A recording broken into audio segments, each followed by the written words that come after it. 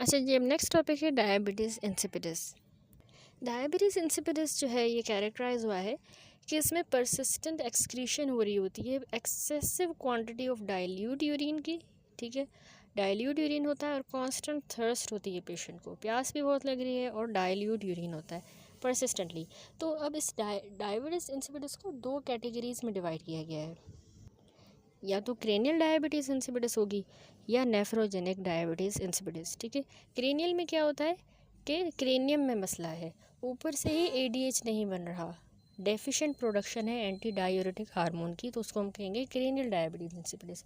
Nephrogenic में है कि रीनल ट्यूब्यूल्स जो है ना किडनी में, वो एडीएच को यानी वेजोप्रेसिन को रिस्पॉन्ड नहीं कर रही, किडनीज में मसला है। ठीक है, ट्यूब्यूल्स रिस्पॉन्ड नहीं करी, इवन एडिक्वेट अमाउंट प्रोड्यूस हो रही है एडीएच की, वेजोप्रेसिन प्रोड्यूस सही हो रहा है, अमाउंट सही है, लेकिन किडनीज उसको रिस्पॉन्ड नहीं करी, तो उसको कहेंगे नेफ्रोजेनिक डायबिटीज़ इंसिपिडिस।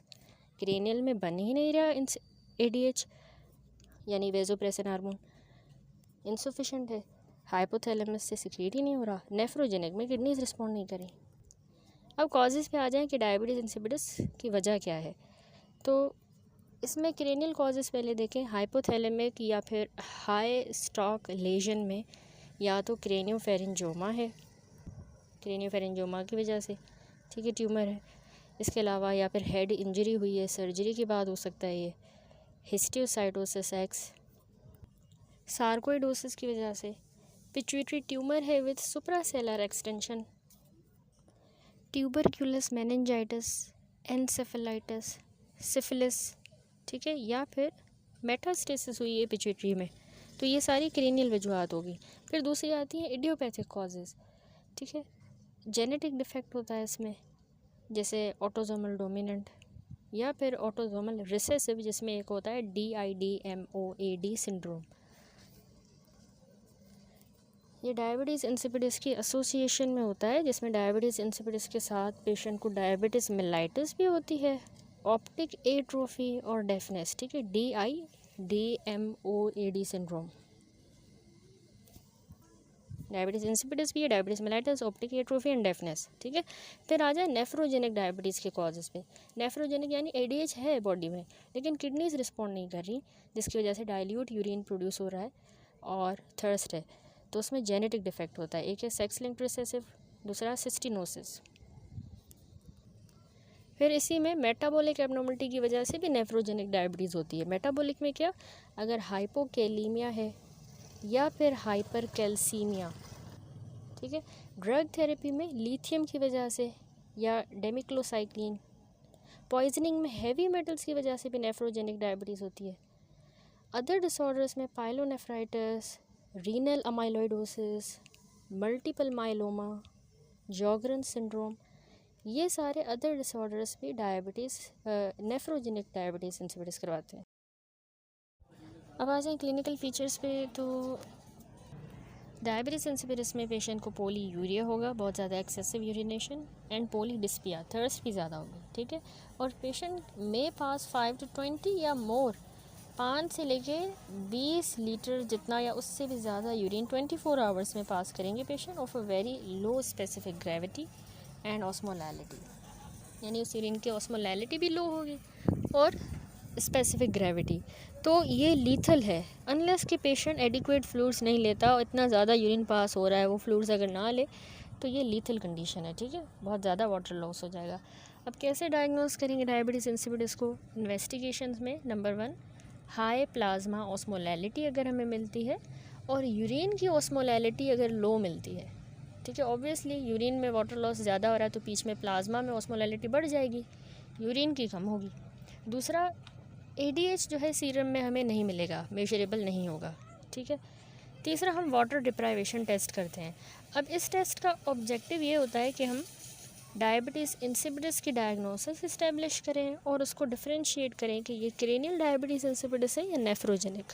उसके लिए ये वाटर डिप्राइवेशन टेस्ट किया जाता है। ठीक है, तो डायबिटीज़ इंसिपिडिस कैसे कंफर्म होता है?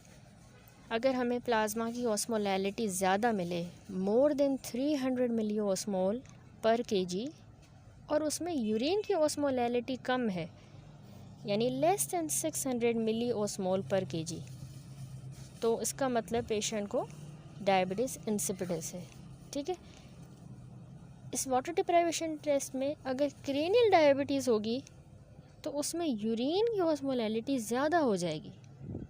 इंसिपिडस में यूरिन की कम थी, लेकिन क्रेनियल डायबिटीज़ में यूरिन की ऑस्मोलैलिटी ज़्यादा होगी, मोर देन 600 मिलीओस्मोल पर KG after administration of desmopressin. जैसे ही हम डेस्मोप्रेसिन देंगे, जो कि एक एडीएच का ही एनालॉग होता है, एंटी डाययूरेटिक हार्मोन का ही एनालॉग है, वो हम पेशेंट को, तो एडीएच देने पर यूरिन की ऑस्मोलैलिटी बढ़ जाएगी, यानी अब बॉडी वाटर को कंजर्व कर रही है, उसको लूज़ होने नहीं दे रही।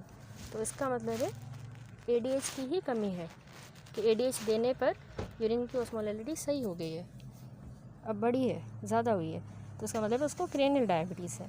वाइल नेफ्रोजेनिक डायबिटीज़ इंसिपिडस में एडीएच यानी डेस्मोप्रेसिन देने पर कोई भी यूरिन की कंसंट्रेशन नहीं होगी। ठीक है, क्योंकि उसमें किडनीज़ का इशू होता है। अगर हम एडीएच देते भी हैं, किडनीज़ रिस्पॉन्ड ही नहीं करेंगी, तो उसमें हमें कोई चेंज नहीं मिलेगा यूरिन की कंसंट्रेशन में। तो इस तरह से ये वाटर डिप्राइवेशन टेस्ट किया जाता है। अब ट्रीटमेंट देखें तो डायबिटीज़ इंसिपिडस में ट्रीटमेंट क्या है, एडीएच की कमी है तो हम डेस्मोप्रेसिन देंगे, यानी एंटी डाययूरेटिक हार्मोन का ही एनालॉग देंगे, डेस्मोप्रेसिन। ठीक है, यही ट्रीटमेंट ऑफ चॉइस होता है क्रेनियल डायबिटीज़ के लिए। और इसको म्यूकस मेम्ब्रेन्स के ज़रिए दिया जाता है, नोज़ की म्यूकस मेम्ब्रेन के ज़रिए स्प्रे फॉर्म होती है, स्प्रे के ज़रिए ये डेस्मोप्रेसिन दिया जाता है। ठीक है, सिक पेशेंट्स में हम इसका इंट्रामस्कुलर इंजेक्शन भी दे सकते हैं, और टैबलेट फॉर्म में अगर हम दें तो इसकी वजह से बायो अवेलेबिलिटी जो है वो नेग्लिजिबल होती है। दूसरा ट्रीटमेंट में इसने थायाजाइड डायूरेटिक का बताया है। फॉर एग्जांपल जैसे हाइड्रोक्लोरोथायाजाइड 50 से 100 मिलीग्राम पर डेसीलीटर, इससे भी पार्शियल रिस्पांस मिलता है दोनों क्रेनियल और नेफ्रोजेनिक डायबिटीज़ इंसिपिडस में। नेफ्रोजेनिक डायबिटीज़ इंसिपिडस जो है वो कॉम्बिनेशन को रिस्पॉन्ड करती है, इंडोमेथासिन और हाइड्रोक्लोरोथायाजाइड के कॉम्बिनेशन को, या फिर इंडोमेथासिन और अमाइलोराइड के कॉम्बिनेशन को। ठीक है, इनको ये नेफ्रोजेनिक डायबिटीज़ इंसिपिडस रिस्पॉन्ड करेगी, तो ये भी ट्रीटमेंट में दे सकते हैं। ठीक है, दैट्स इट, ये ट्रीटमेंट हो गया। ट्रीटमेंट में हमने देखा कि हमने डेस्मोप्रेसिन देना होता है, जो कि डेस अमीनो डेस एस्पार्टेट आर्जिनिन वेजोप्रेसिन है, DDAVP के नाम से होता है ये डेस्मोप्रेसिन। ये क्रेनियल डायबिटीज़ इंसिपिडस का ट्रीटमेंट है। ठीक है, वेजोप्रेसिन का ही एनालॉग है जिसकी हाफ लाइफ लॉन्गर है। क्रोनिक रिप्लेसमेंट थेरेपी के लिए ये जो डेस्मोप्रेसिन है ये हम इंट्रानेजली देते हैं और ओरली। आल्दो ओरली मैंने आपको बताया बायो अवेलेबिलिटी कम होती है। सिक पेशेंट्स में हम इंट्रामस्कुलर इंजेक्शन भी दे सकते हैं। और इसका जो डोज़ होता है डेस्मोप्रेसिन का, इसको हम सीरम सोडियम कंसनट्रेशन की बेसिस पे एडजस्ट करते हैं और ऑस्मोलैलिटी की बेसिस पे। या फिर इसमें जो प्रिंसिपल हैज़र्ड होता है वो होता है एक्सेसिव ट्रीटमेंट। तो उसके नतीजे में अगर बहुत ज़्यादा डेस्मोप्रेसिन हो गया एक्सेसिव ट्रीटमेंट, तो ऑब्वियसली वाटर की इंटॉक्सिकेशन होगी और हाइपोनेट्रीमिया हो जाएगा। कन्वर्सली अगर ट्रीटमेंट कम देते हैं, इनएडिक्वेट ट्रीटमेंट देते हैं, तो उससे प्यास ज़्यादा लगेगी और यूरिन प्रोडक्शन ज़्यादा होगी, पोलीयूरिया होगा।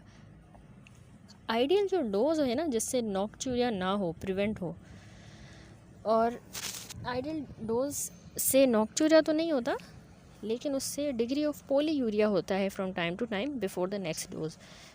फॉर एग्जांपल जैसे डेस्मोप्रेसिन नेज़ल डोज है 5 microgram in the morning and 10 microgram at night.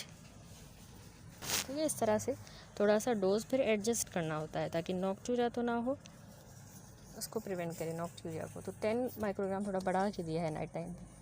ये हो गया क्रेनियल डायबिटीज़ का। अब पोलीयूरिया जो नेफ्रोजेनिक डायबिटीज़ इंसिपिडस में हो रहा है, उसको कैसे इम्प्रूव करेंगे, उसका मैंने आपको बताया कि हम थायाजाइड डायूरेटिक देते हैं। फॉर एग्जांपल जैसे बेंड्रोफ्लूमिथाजाइड 5 to 10 मिलीग्राम, या अमाइलोराइड भी मैंने आपको बताया 5 to 10 मिलीग्राम पर डे। और एनसेड्स भी जो हैं, फॉर एग्जांपल जैसे indomethacin 50 milligram 3 times daily. Aldous ये जो एनसेड्स हैं ये GFR के रेट को, इनमें रिस्क होता है कि ये GFR को भी कम कर सकती हैं। अच्छा, लास्ट में थोड़ा सा मैं आपको वाटर डिप्राइवेशन टेस्ट का बताऊं कि किस तरह से परफॉर्म किया जाता है और कब किया जाता है। इसमें डायबिटीज़ इंसिपिडस की डायग्नोसिस को इस्टेब्लिश करने के लिए और उसको क्रेनियल को नेफ्रोजेनिक से डिफ्रेंशिएट करने के लिए करते हैं। प्रोटोकॉल है कि कोई भी कॉफ़ी, टी या स्मोकिंग नहीं करनी उस दिन। फ्री फ्लूइड्स लेने हैं 7:30 बजे से सुबह मॉर्निंग में, ठीक है, फ्री फ्लूइड लेने हैं, लेकिन पेशेंट को स्टॉकिंग अप से अवॉइड करना है with extra fluid in anticipation of fluid deprivation, ठीक है। 7:30 बजे तक जो है वो फ्लूइड्स नहीं लेने और 8:30 बजे अटेंड करना है, ताकि वहाँ पर फिर बॉडी वेट मेजरमेंट की जाएगी, प्लाज्मा एंड यूरिन ऑस्मोलैलिटी भी, ठीक है। फिर उसमें रिकॉर्ड करना है body weight, urine volume, urine और प्लाज्मा की osmolality, thirst score on a visual analogue scale every 2 hours for up to 8 hours. हर 2-2 घंटे पे वो विजुअल एनालॉग स्केल पे थर्स्ट स्कोर भी देखा जाएगा 8 घंटों तक, ठीक है। Stop the test if the patient loses 3% of the body weight, if the plasma osmolality reaches more than 300 milliosmol per KG and urine osmolality less than 600 milliosmol per KG, then administer desmopressin 2 microgram intramuscularly. हम उसको फिर desmopressin देंगे अगर urine की osmolality कम हो जाती है 600 milliosmol per KG से, क्योंकि मतलब वो डाइल्यूट हो गया ना बहुत ज़्यादा, और प्लाज्मा की बढ़ गई है, प्लाज्मा में कंसंट्रेशन ज़्यादा होगी क्योंकि यूरिन लॉस ज़्यादा हो रहा है, वाटर लॉस यूरिन में, तो फिर अब हम उसको डेस्मोप्रेसिन देंगे, ठीक है। अब इंटरप्रेट कैसे करना है रिजल्ट? डायबिटीज़ इंसिपिडस में आपको बताया कंफर्म हो कि अगर प्लाज्मा की ऑस्मोलैलिटी बढ़ जाएगी मोर than 300 milliosmol per KG और यूरिन की कम हो जाएगी less than 600 milliosmol per KG, यानी डायबिटीज़ इंसिपिडस तो इसी से कंफर्म होगा ना कि यूरिन प्लाज्मा की ऑस्मोलैलिटी ज़्यादा है 300 मिली ऑस्मोल पर केजी से और यूरिन की कम है 600 मिली ऑस्मोल पर केजी से कम है।